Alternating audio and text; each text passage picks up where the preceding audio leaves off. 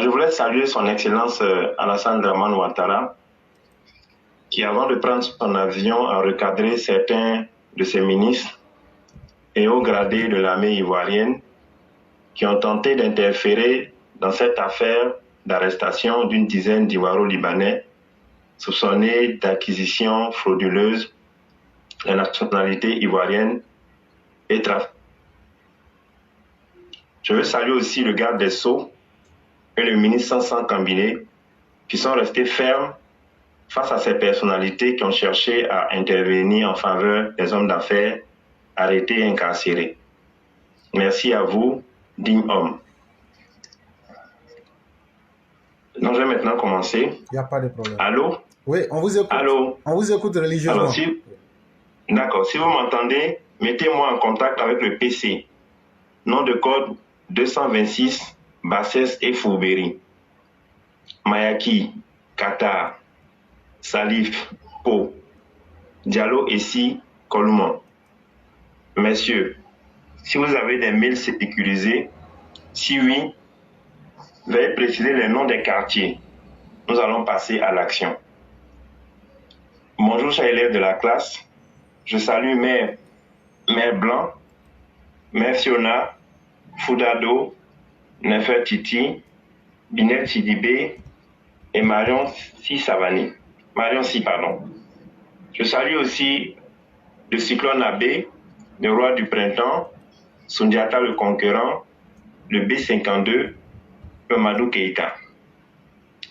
Avant-hier, nous avons parlé d'un pays imaginaire, appelé la Prairie d'Or, dirigé par le Prado, le pragmatisme, le rigoureux, l'angélique, le dirigeant très ouvert. Dans ce pays, il existe plusieurs quartiers, à l'instar des boulevards, qui ont été rebaptisés en Côte d'Ivoire. On peut citer les quartiers comme le quartier des fils rejetés, où habitent Blé Goudé, Koné Katina, Diamana Picasse, Stéphane Kipré, Kwa Justin, Pucherie Hôtel des députés et Odette Lourignon. On peut aussi citer le quartier des gros pachas sérieux. Dans ce quartier, il y a des rues. Et ces rues-là ont des noms. On retrouve la rue, on frappe, on refrappe, on désorganise, on empêche de se réorganiser. Alors nous avons cherché à savoir qui était le chef. Nous avons été conduits à ses appartements. Dans son salon, sur 2 tableaux, on pouvait lire avril 2011 et mai 2017.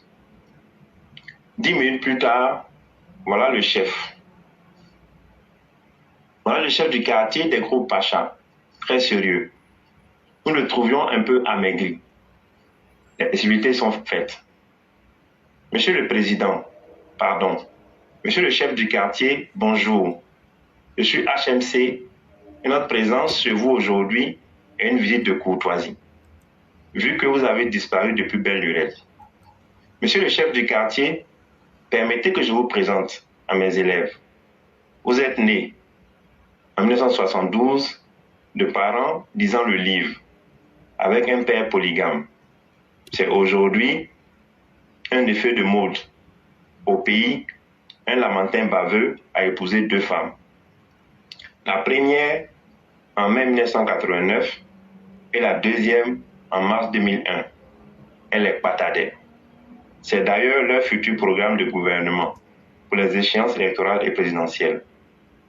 Vous avez aussi fait le pèlerinage. Parlant de pèlerinage, cette année, le A 2023 était ouf. Ouf de chez ouf. Waouh, le Prado a fait fort. À la suite de votre pèlerinage, vous avez voulu être serviteur de Dieu. Vous avez été ministre, ancien premier ministre, ancien président de l'Assemblée nationale de Côte d'Ivoire. Voilà la présentation que nous voulons faire de vous. Monsieur le chef du quartier des gros pachas, très sérieux, vous avez la parole. Je suis le chef du quartier des gros pachas, très sérieux. Merci de me donner la parole. Je vais profiter de cette occasion pour demander pardon au peuple ivoirien pour tout le mal que j'ai pu bien leur causer. Après mon implication dans le coup d'État au pays de la bassesse et de la fourberie, j'ai été le discrédit sur mon pays. Oh, que je regrette tous ces mots. Je frappe, je refrappe, je panique, je les empêche de se réorganiser. J'ai essayé aussi de stabiliser ainsi mon pays en utilisant la puissance de feu. Comment ai-je pu?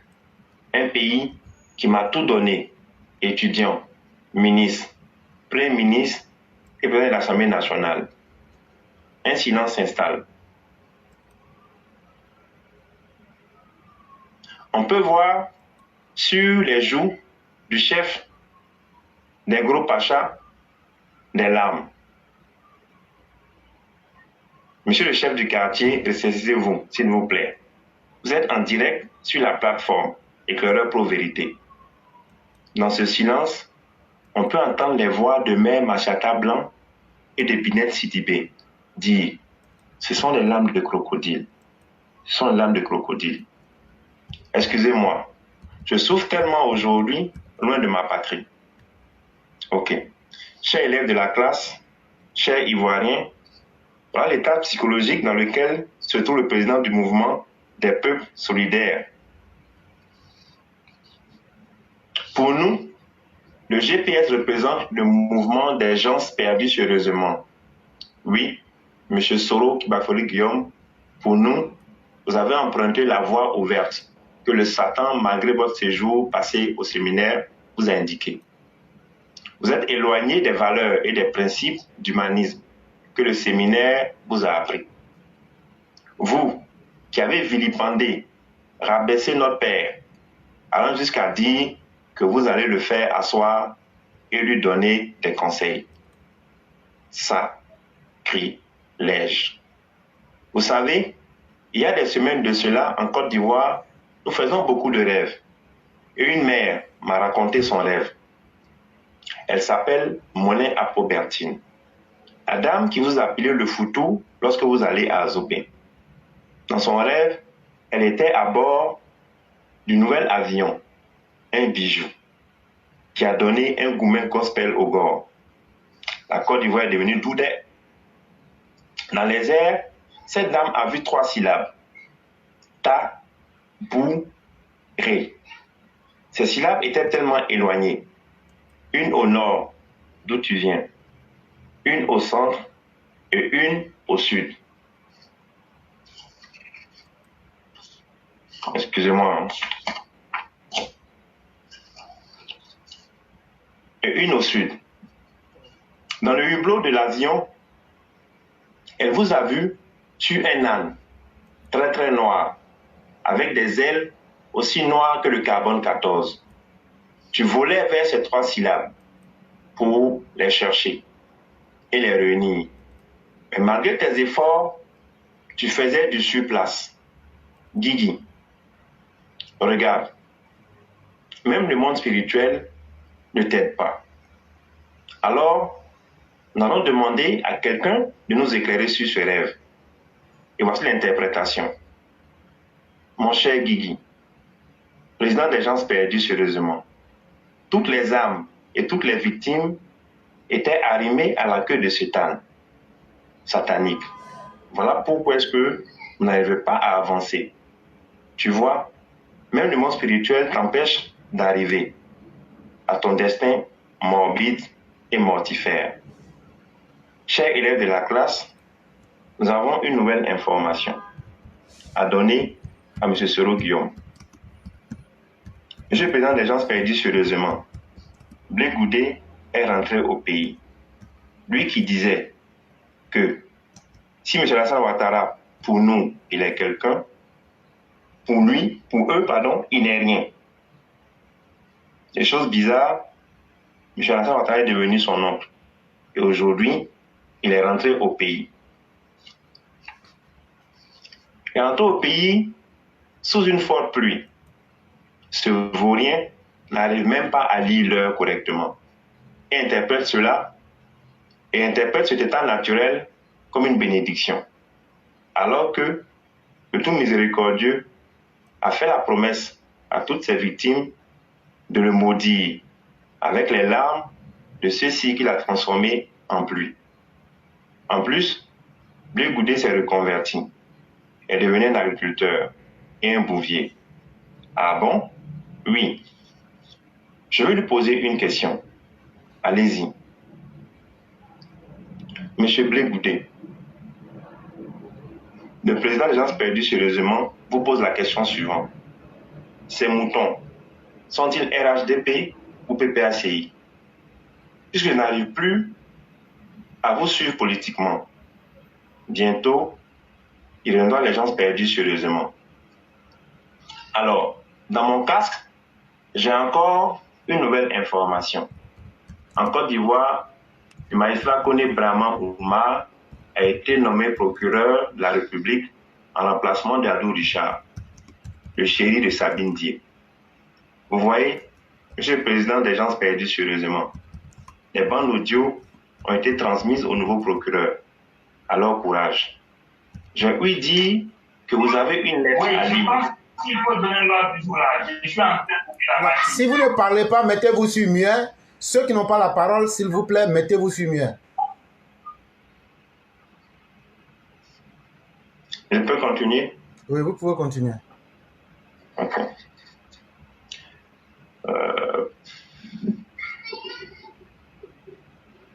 Vous voyez, Monsieur le Président, des gens perdus sérieusement, les bandes audio ont été transmises au nouveau procureur. Alors courage. Je lui dis que vous avez une lettre à lire. Notre plateforme est ouverte à tous. Ou bien, faites-la nous parvenir sur un mail sécurisé. Gens perdus sérieusement. Gens perdus sérieusement. Et gens perdus sérieusement. Le mal ne saurait prévaloir sur le bien. Alif Lamim, nous savons que tu es Dieu et tu vois tout. Et Alif Lamara, nous savons que tu es Dieu et tu entends tout. Monsieur le L'éclaireur, voilà un peu ma préparation de ce soir. Je vous remercie. C'est nous qui vous disons merci pour cet exercice, à la fois compliqué, mais que vous avez réussi à si bien mettre en place. Vous êtes parti de l'aspect global des choses pour nous parler de cette bande d'individus sérieusement perdus, le groupe de personnes sérieusement perdues, le GPS, et surtout de celui qui l'anime, ou qui l'animerait, ou qui l'aurait animé. Parce que tout dépend de ce que vous voulez voir. Mais aujourd'hui, quand nous disions en 2020 que l'être serait fini au point qu'il se chercherait lui-même dans son propre pipi et dans son vomi, allez demander aujourd'hui comment cet être ignoble et détestable et dégoûtant est tombé si bas du sommet pour se retrouver carrément dans la gadoue au plus bas de la poubelle. Un homme, quand ton cheminement de vie te fait partir du haut vers le bas, ce n'est pas à nous de te dire que c'est fini pour toi. Ben, comme l'a dit le grand maître, le professeur, libre à lui de lire sa lettre comme il le veut, quand il le veut, où il le veut. Ce n'est pas nous qui lui avons dit de manquer de respect au président Ouattara. Mais au moins, il aura eu le mérite de savoir que tout le monde n'est pas Laurent Gbagbo. Ça, au moins, ça va lui servir de leçon. Ce n'est pas toutes les vieilles personnes qu'on insulte. Et une vieille personne qui se respecte et qui a de la contenance comme le président Ouattara, tu ne peux pas l'insulter et puis dire que ça va passer. Actuellement, là, il est en train de sentir ça dans son corps. Il est en train de sentir ça dans son compte bancaire. Il est en train de sentir ça dans sa vie. Souvenez-vous du jour où, lors d'une sortie de l'Élysée, le président a dit « Il est encore jeune, mais le temps va lui servir pour pouvoir comprendre et apprendre beaucoup de choses. » Je ne fais que paraphraser. C'est ce temps-là qui est en train de lui permettre de comprendre. Il va comprendre qu'on n'insulte pas tout le monde. Il va comprendre que sa fourberie et sa malice qu'il a pu faire prospérer avec Henri Konan Bédié pour bouffer 6 milliards de ce dernier, et avec Laurent Gbagbo pour s'amuser avec lui pendant leur période de voilà, voici mon vrai premier ministre. Alassane Ouattara n'est pas de la trempe des plaisantins et encore de n'importe qui avec qui tu peux jouer. Et là, l'individu va comprendre cela. Et quand vous regardez même son cheminement aujourd'hui, vous voyez que ses propres militants aujourd'hui sont obligés de faire dans la diversion. Ils sont obligés de devenir militants PPACI. Mais en réalité, comme disait quelqu'un, Soro Guillaume n'a jamais été avec le RDR, il n'a jamais été avec le RHDP. Il a toujours été un partisan de Laurent Gbagbo. Ça, il faut le dire. Et nous qui le disons, nous on sait très bien de quoi on parle. En novembre 2004, lors des bombardements à Bouaké, beaucoup peuvent témoigner, ils avaient voulu faire croire à la population ce qui est carrément irréel pour sacrifier les vies des populations pour faire plaisir à Laurent Gbagbo. Et il y a eu beaucoup d'incidents comme ça.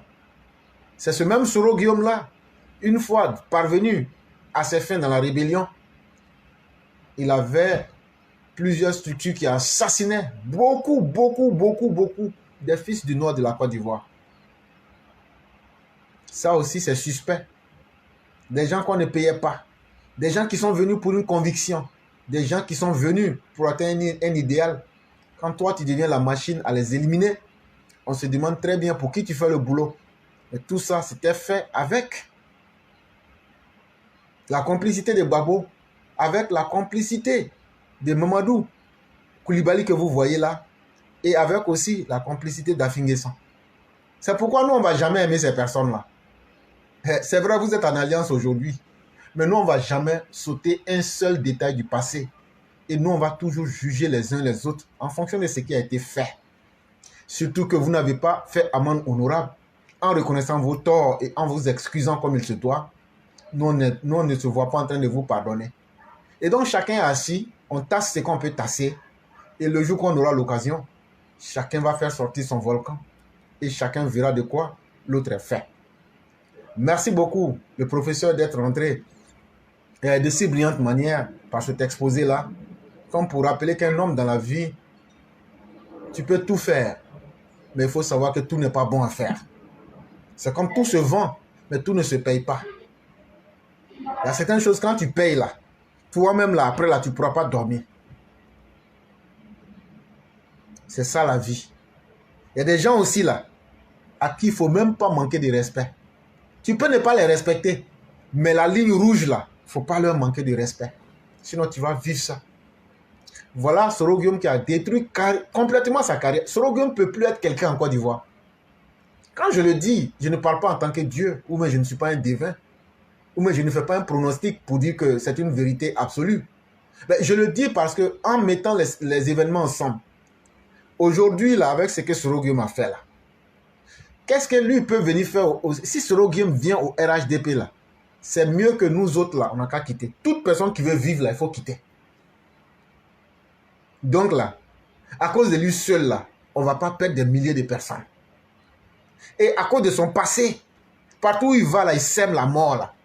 Il a fait ça dans la rébellion, il a fait ça à Abidjan. Ce n'est pas une troisième fois, ou une quatrième fois, ou une énième fois qui va le surprendre. Donc ceux qui veulent vivre vont quitter carrément le RHDP et il va rester avec ses nouveaux amis, on va assister à la suite.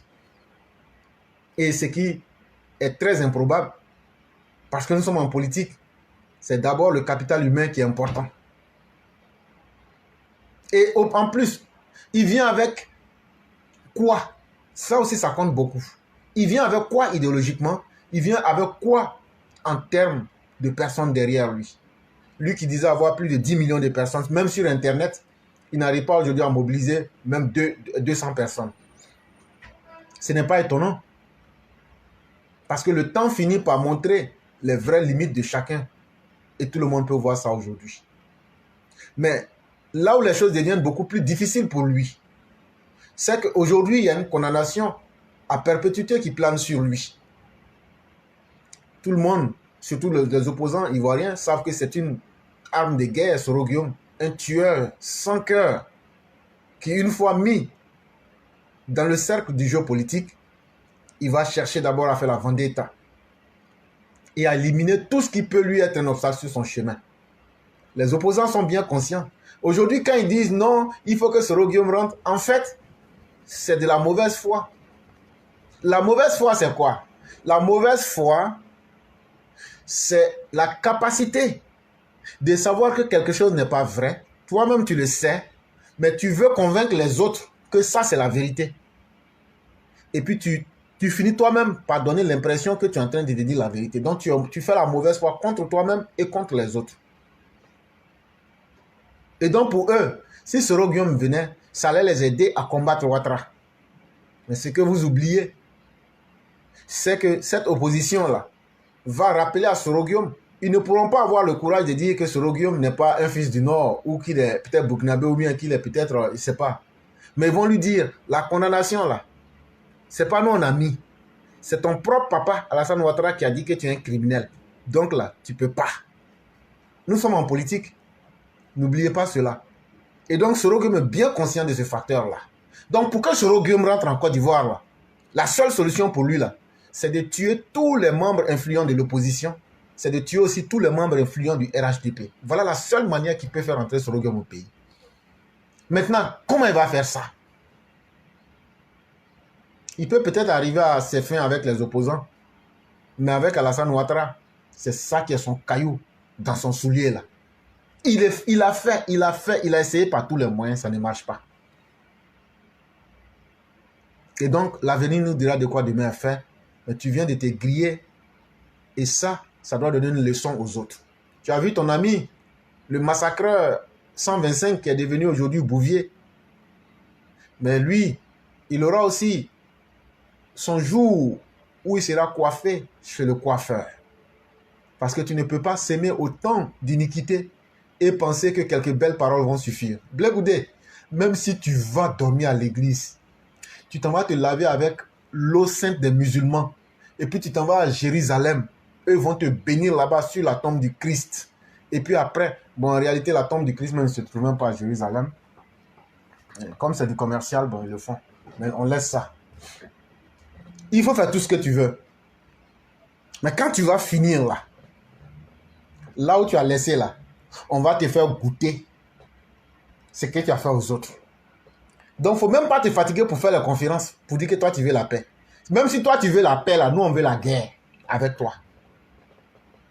Tu as vu lors de ton arrivée comment les gens sont sortis pour aller t'encercler et pour que tu puisses faire ton meeting. Je te le dis, à partir de Ouassakra, là, on allait vous mater. Nous, on s'était apprêtés pour vous mater. Et c'est les autorités qui nous ont menacés et qui nous ont mis en échec dans un certain sens. Sinon, on t'aurait fait goûter la température locale dès ton arrivée sur la terre en Côte d'Ivoire. Donc vous qui êtes rentrés là, les gadis, c'est les vôtres là. Toi, tu étais un parrain des miliciens des escadrons de la mort. On ne va pas vous pardonner. En tout cas, nous, on n'a pas dit quelqu'un d'autre. Moi, j'ai dit, moi, là, je ne vais pas vous pardonner. Et il y a des milliers comme moi, comme ça, on vous regarde. Mais il y a certaines choses que je sais sur vous, que très peu de personnes ne savent pas, ou bien que toi-même, là, tu ne sais pas. Mais il y aura des surprises. Il y aura des surprises. Et il y aura des surprises. Et vous allez voir cadavre de beaucoup de politiciens. Ce jour-là, tous les Ivoiriens vont s'asseoir pour se demander, est-ce que la politique vaut la peine d'être faite? Est-ce que la politique, là, c'est quelque chose qu'on doit faire? Vous ne pouvez pas tuer des milliers de personnes et vouloir prendre des mots, faire de la fantasmagorie et penser que non, ça va suffire. Vous pensez pouvoir berner les gens? Vous pensez que parce que vous avez porté une fausse veste, je parle de vous les politiciens, ça va suffire pour qu'on oublie les femmes qui ont été violées, les gens qui ont été éventrés, les gens qui ont été clopés à vie? Ça, jamais de la vie. Mais on s'assoit tranquillement, on vous regarde dans votre scénario. C'est vous qui êtes vos propres héros dans vos propres films. Mais sachez qu'un jour va venir là. La nature va remettre chacun à sa place. Et ce jour-là, ceux à qui vous avez fait du mal là, vont vous retourner une petite partie de cela avec le prix de vos propres vies. Sachez que vous êtes des morts en sursis. Ça, on ne vous le cachera pas. Beaucoup de personnes ne vont pas vous tenir ce discours par lâcheté ou bien même parce qu'ils sont carrément sous emprise d'une manipulation de quelques personnes. Parce qu'il y a beaucoup, eux ne savent pas, ils vont dans la vie. On est RHDP. Oui, on est RHDP. Mais là, ce n'est pas le RHDP qui nous contrôle comment on doit penser. Nous, ce qu'on pense là, c'est qu'on a vécu là. Il n'y a pas quelqu'un qui va venir penser à notre place. C'est qu'on a vécu notre vraie vie là. Il n'y a pas quelqu'un qui va venir nous influencer pour nous dire voilà comment vous devez faire. Parce qu'au moment où on vivait le martyre, au moment où on nous coupait l'électricité, au moment où on nous coupait les vivres, au moment où on nous fermait tout accès à tout ce qui est nécessité vitale, ceux qui veulent aujourd'hui s'estimer, s'improviser idéologues, vous auriez pu dire que ce n'était pas bon. Et donc là, laissez-nous aller jusqu'au bout de notre logique. Et toi, quelqu'un à qui on a fait du mal, si tu n'as pas la capacité de te venger, il faut savoir, surtout avec des individus impénitents comme ces personnes-là, il faut savoir que ta vie n'a aucun sens et que ton malheur là, tu l'as mérité. Je le dis très bien, toute cette bande de malfaiteurs dans la politique ivoirienne, depuis Bédier jusqu'à vous, tout ce que vous avez fait aux Ivoiriens, il n'y a pas un seul détail qu'on va sauter. Mais c'est le jour qu'on va se voir face à face que vous allez comprendre qu'on n'était pas des plaisantins. Et donc, tout ce que vous faites là, vous vous fatiguez. Peut-être que tu es en train de tromper peut-être tes nouveaux amis du RHDP. Mais nous, tu ne peux pas nous tromper. Et nous là, on ne va pas se laisser distraire aussi. Et on vous met dans le même sac. À part le président Ouattara là, même les traites qui sont dans le RHDP là. Sachez aussi que votre jour va venir. Et on va vous donner aussi votre vraie place.